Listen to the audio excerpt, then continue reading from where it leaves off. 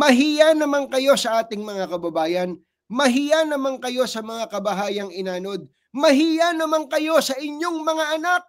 Sabi po ng Pangulo. Kung ready na ang Pangulo, Mr. President, take it away.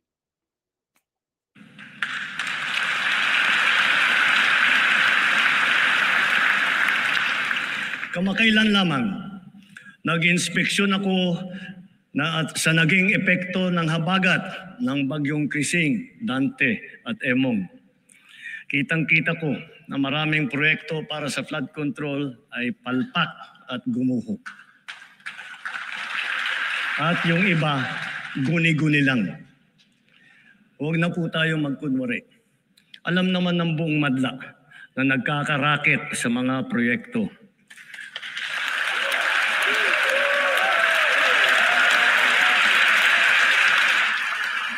Mga kickback, mga initiative, errata, SOP, for the boys. Kaya sa mga nakikipagsabwatan upang kunin ang pondo ng bayan at nakawin ang kinabukasan ng ating mga mamamayan, mahiya naman kayo sa inyong kapwa Pilipino. Yun, tumayo si Toby Charco. Tumayo si Toby. Yung iba, napilitan tumayo. Mahiya naman kayo sa mga kabahayan nating naanod o nalubog sa mga pagbaha. Mahiya naman kayo, lalo sa mga anak natin na magmamana sa mga utang na ginawa ninyo ang binulsa nyo lang ang pera.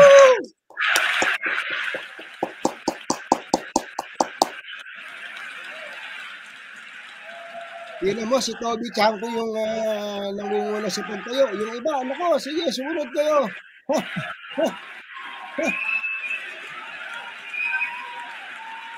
Yung dalawa, tumayo din. Hindi na maulit. So that this will not happen again. First, the DPWH will immediately submit to me a list of all flood control projects from every region that were started or completed in the last 3 years.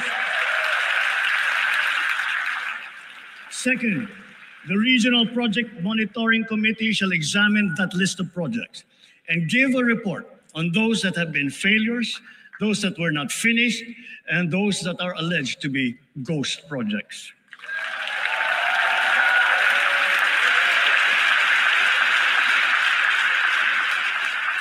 And third, we will publish this list.